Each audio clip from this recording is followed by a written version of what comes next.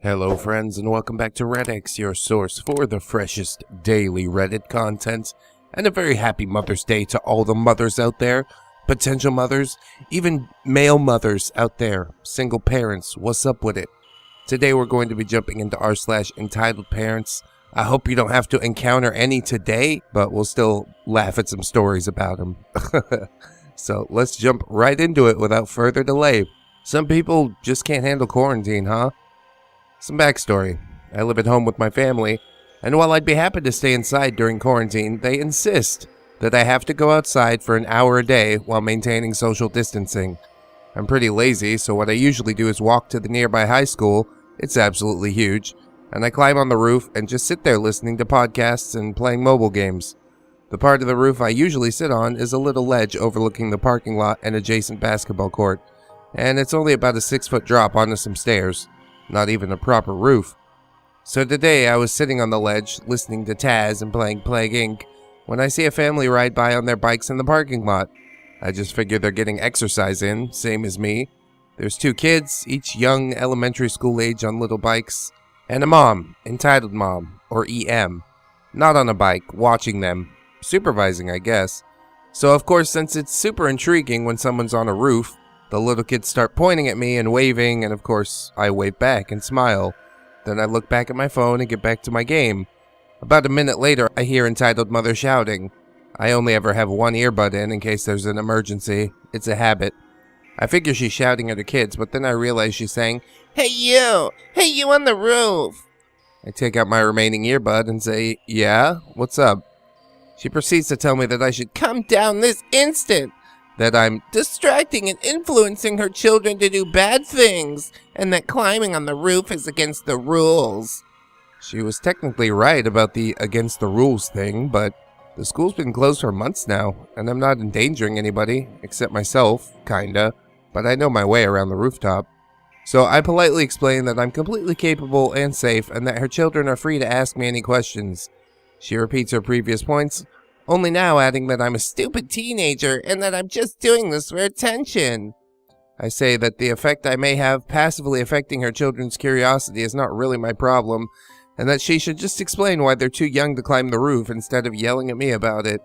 At this point, entitled mother's just red in the face. Her kids aren't even paying attention anymore, riding in circles on their bikes again. She continues yelling at me and I try not to engage. She says I'm harassing and assaulting them by refusing to listen to her and refusing to get down. Entitled mother has gone full Karen at this point, just screaming about how I'm ruining their time out of the house, and that I'm a biatch, and that I should be more considerate of people who have it worse than I do. What? They have it worse because they're not on the roof? The section of roof I'm on has a staircase that leads up to it, and then a 6-foot block that I hoisted myself up onto and was sitting on.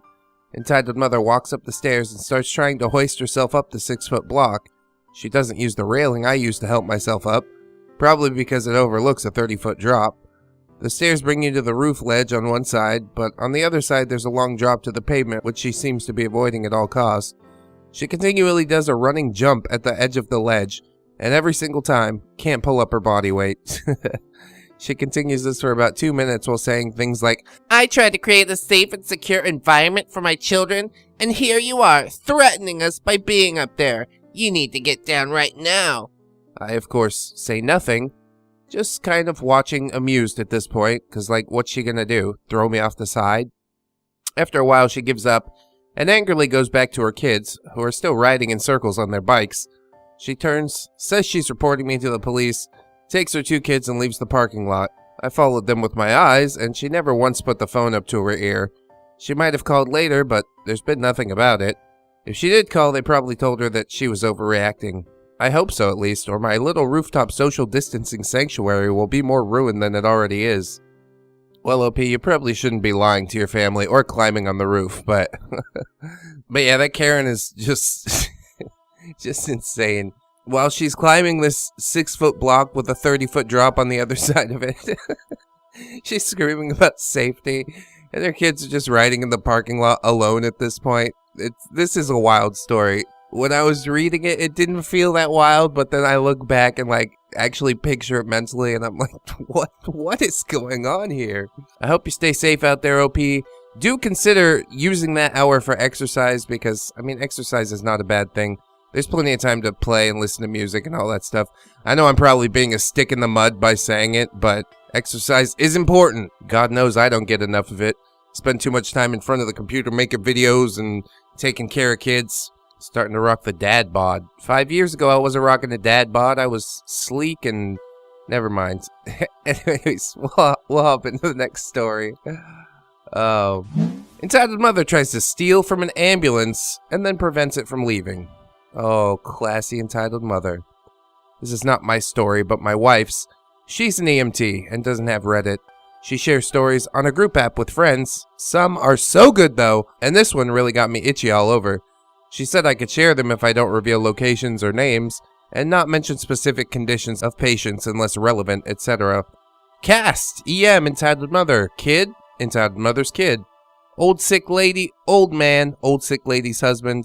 Nice neighbor, PTO 1, public transportation officer 1, PTO 2, police transportation officer 2. Are they police? I'm gonna do them as police. Wife, partner, wife's coworker. Here we go. Call is received. We head out. A worrying call, not corona related. The old sick lady has other health issues. She is, however, very fragile.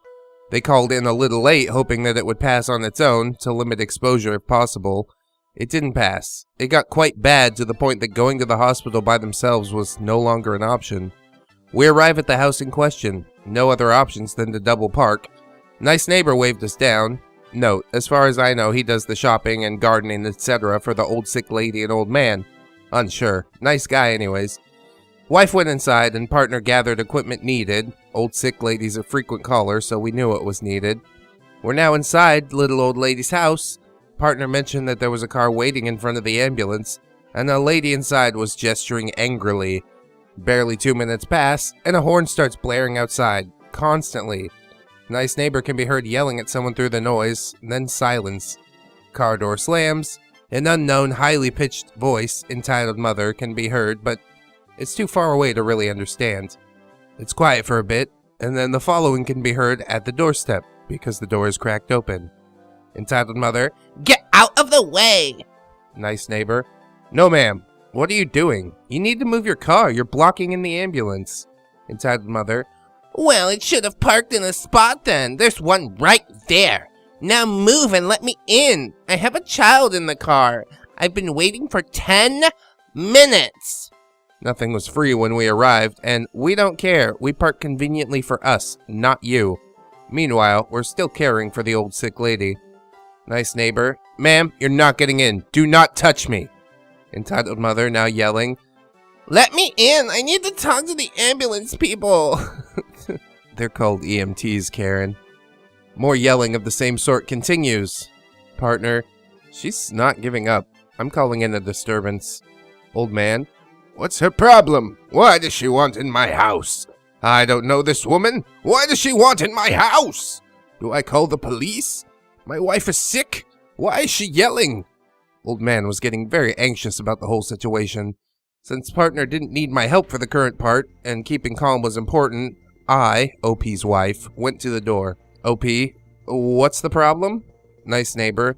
Well, entitled mother. Excuse me, you're blocking the entire road. You should move your car. OP, we're on call. Please back up and drive around the other side of the square. Tries to head back inside. Entitled mother. I'm not the one blocking the road. I have my 6-year-old with me. He's frightened and just wants to go home. Kid, who looks to be over 10 years old at least, is currently trying to sink through the ground standing next to the car. OP, then turn your car around and go home.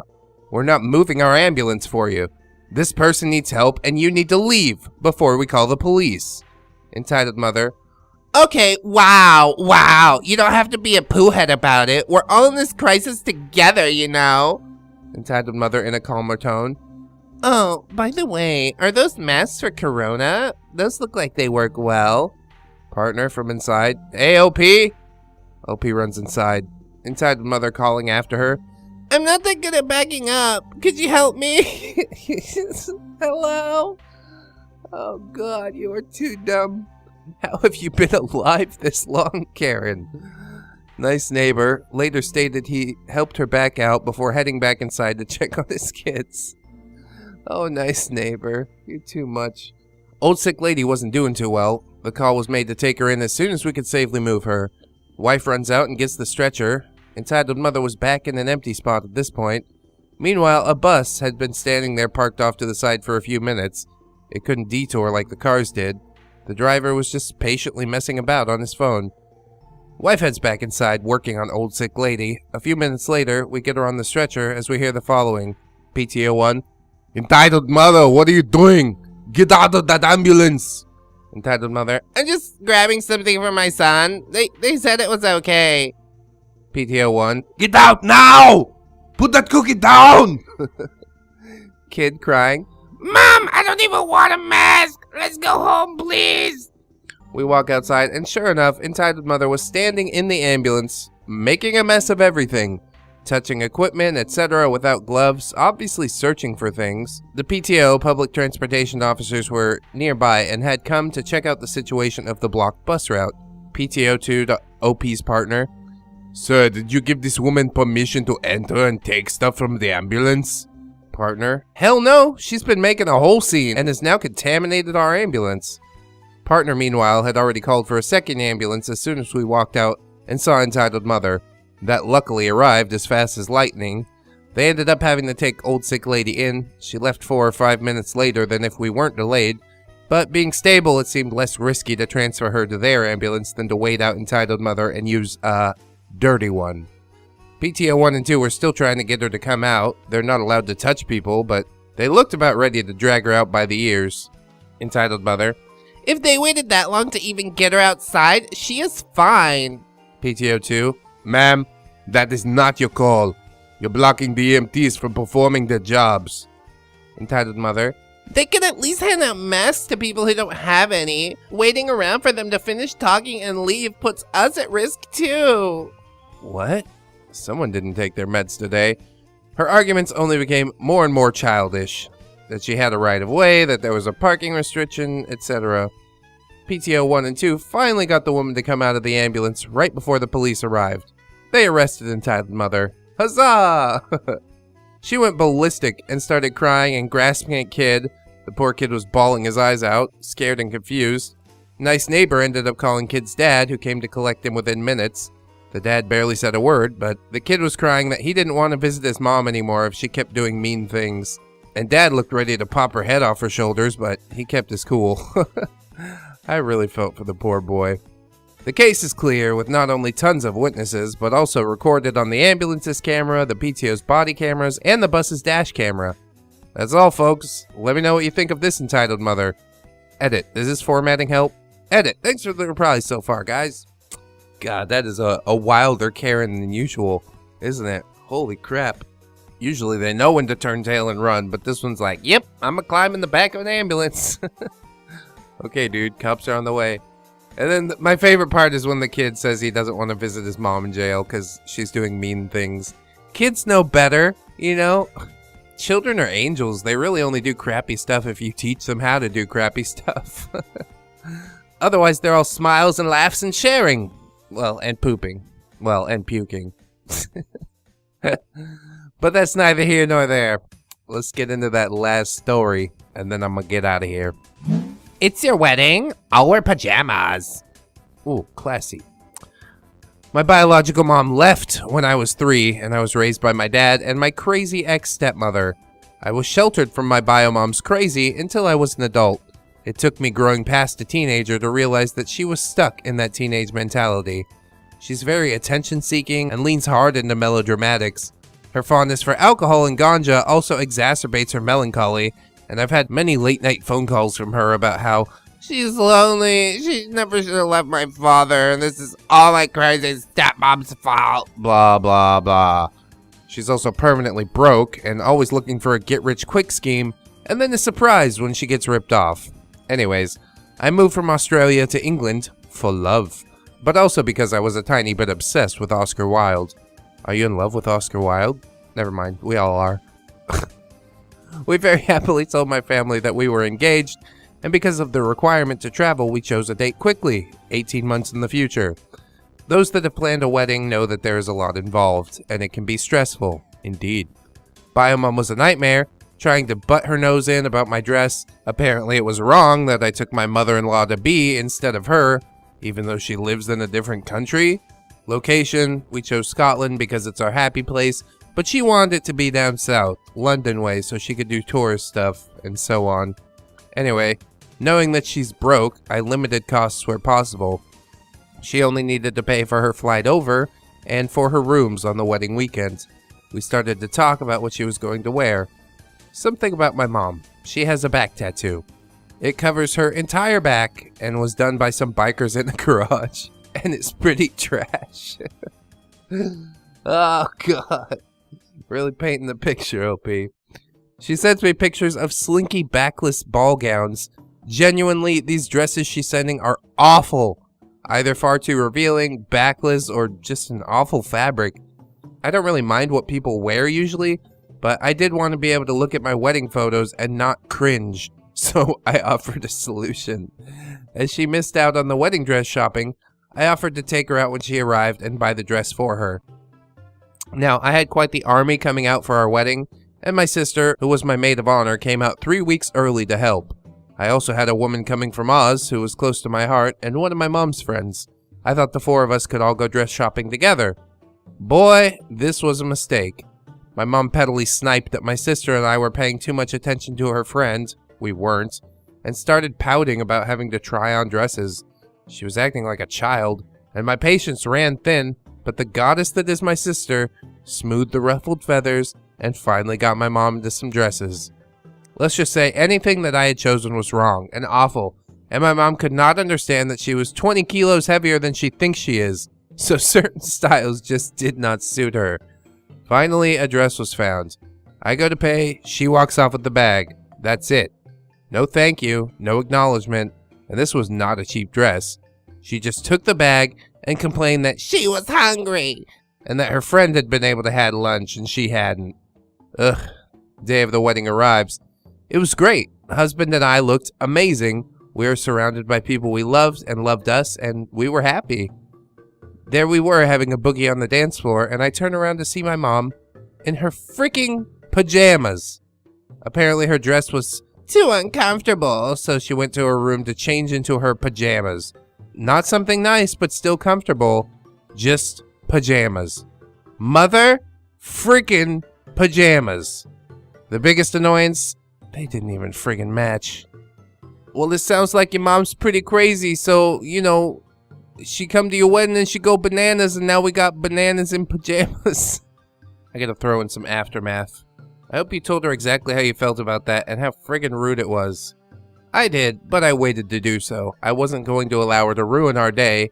I ignored it, and everyone else did too. Excellent choice. After the wedding, she stayed at our house for a bit, got drunk, and started in about the world conspiring against her and how she gets no respect. I then gave her some home truths. She is a self-entitled drunk who thinks that everyone's conspiring against her when it's her attitude and self-indulgence that cause the people she loves to pull away and actively dislike her. I told her I love her, but I don't like spending time with her. I pointed out how hurt I felt about the pajamas and how she couldn't be uncomfortable for one night, even for my wedding. Surprise, surprise, she cried and tried the guilt card about how she was such a useless mother and we'd all be better off if she stayed with our dad.